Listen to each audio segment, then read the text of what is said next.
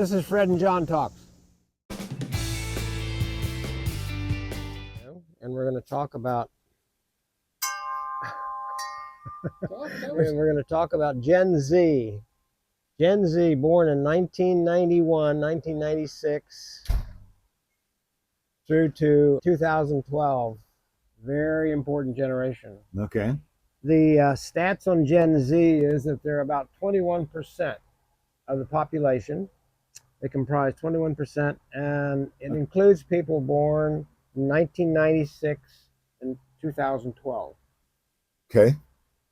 Now my daughter is in there. Your daughter's in there. Actually, all three of my kids. Yeah, they would be, wouldn't they? Yeah. 1996. 1999, 2001, and 2006.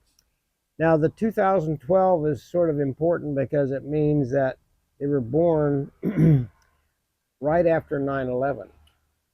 So as they were getting older into being a teenager and into their 20s, they may have become more aware of the fact that they lost an uncle or an aunt or a cousin or a relative, maybe even their father or mother in the World Trade Center. Yeah, 2001. Yeah, and that means they experienced a lot of trauma. They did indeed. And yet they're the newest group of generation into the workplace. Mm-hmm. What do you think about their tech savviness? Oh, learning a language, when you're a kid, that they say that's a good time to learn a second language. Their brains are forming, and they're forming around technology. Yes.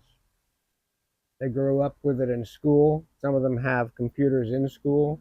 Some schools now provide computers. Yeah, a lot of schools. I think that's interesting because they provide computers in school for the kids to learn, and now they're taking their cell phones away and locking them up. They are. I read an article about that just the other day. That's a good idea, right? I know it is. We didn't even get to vote on it, but I would vote yes on Matter of fact, one article I read was saying how students are now, high school and college, are using AI, and they're not learning as much because they're relying on artificial intelligence. Well, the professors have already figured out programs to be able to pick up what they're writing is being copied out of websites. Well, that's a good thing, because they're not going to learn if they just, do AI.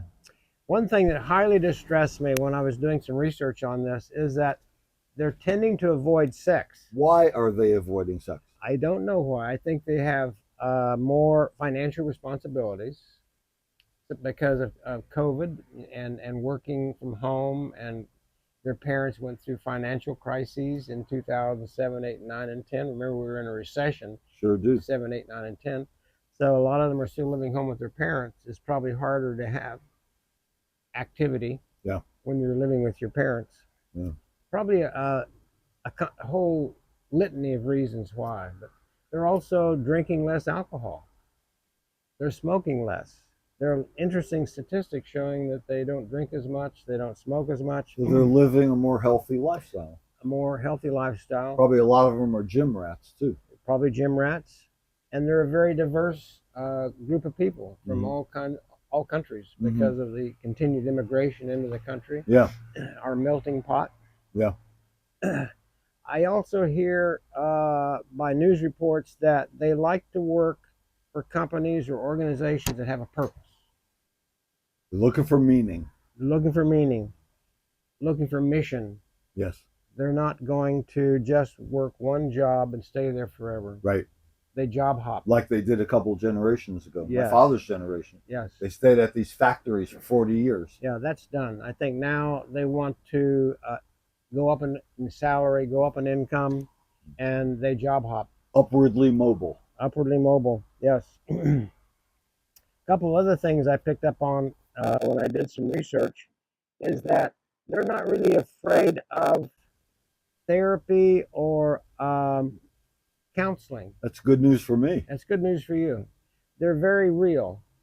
I think some of the reports indicate they feel like they've been let down by government, let down by their parents, that the world is in a mess right now, and that your generation and my generation and their parents are responsible, which is kind of a concern.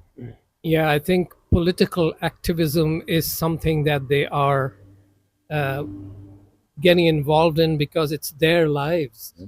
it's their future, and they're tired of politicians much older in age making a mess of things. And this has been an experience in Southeast Asia, in places like Nepal and Mm. Bangladesh and Mm. and countries in that area. So that speaks a lot. Yeah. I So think it's global. It it's a is global global. phenomenon. I think that's a good point, Sohail, because I think you sent me a piece that showed it wasn't Bangladesh, was it Sri Lanka, where the students kind of took over and kicked out the president. They took over the Yeah, I think it was Nepal, where Nepal. Yes, they okay, forced the prime minister to resign, and now they have to form a new government. yes. And they're the one who forced the issue out on the streets. It reminds me a little bit of when we talked about 1969 and Berkeley and the students and the uprising against the Vietnam War and the uprising that occurred in our country. Yeah. Students and Gen Zers are a very important group of people. They really are. They have anxieties too, Fred, about climate. They're worried about climate more so than we ever were, and that's a good thing. Yeah. I understand they have digital burnout. They have more eye problems, more difficulties with their vision Because of all the screens? because of all the screen time. Yes. They're politically active. We mentioned that. And they have a lot of enthusiasm in being loyal to their mates and their friends and their parents. They want to work for companies that have purposes. I think we mentioned that, right? Yep. Meaning. Meaning.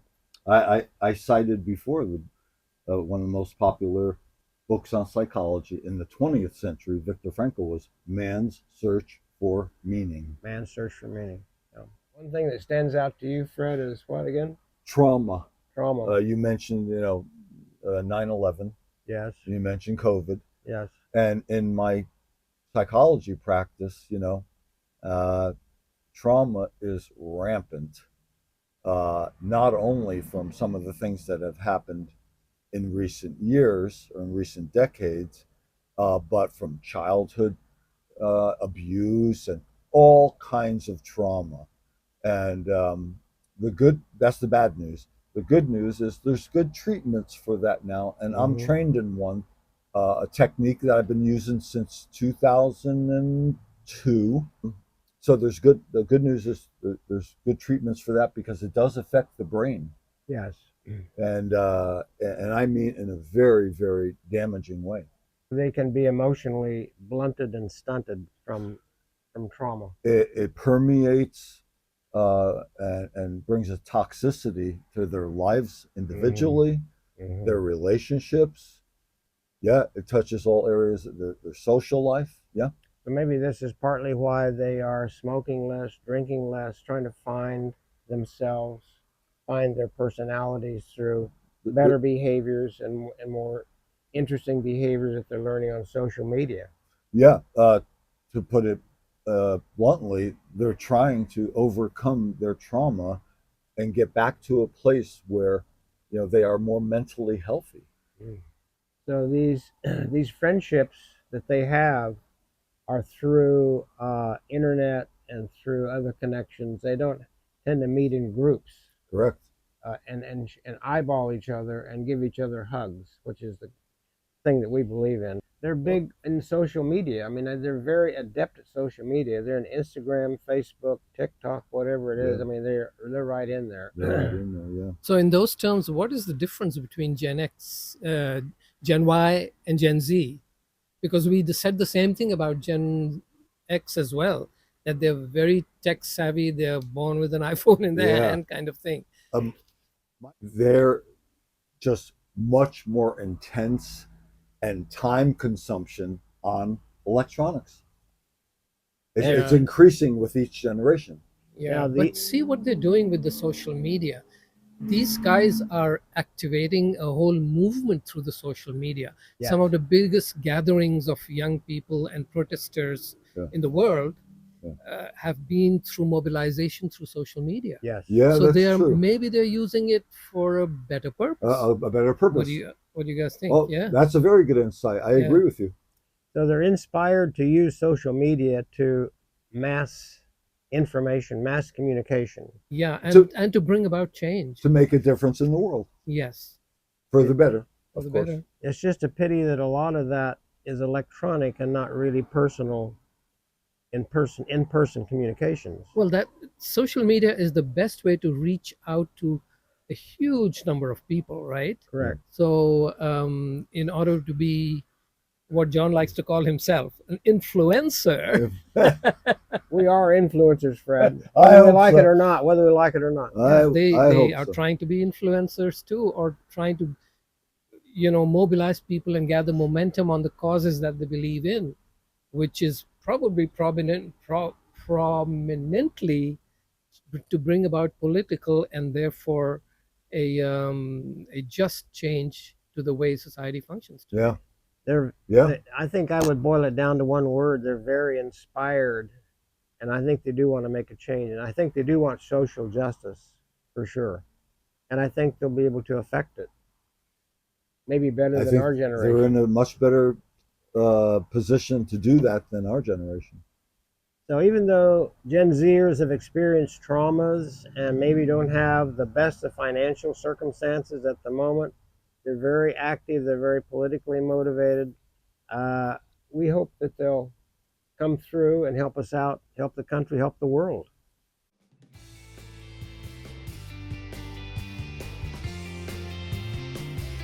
Scott?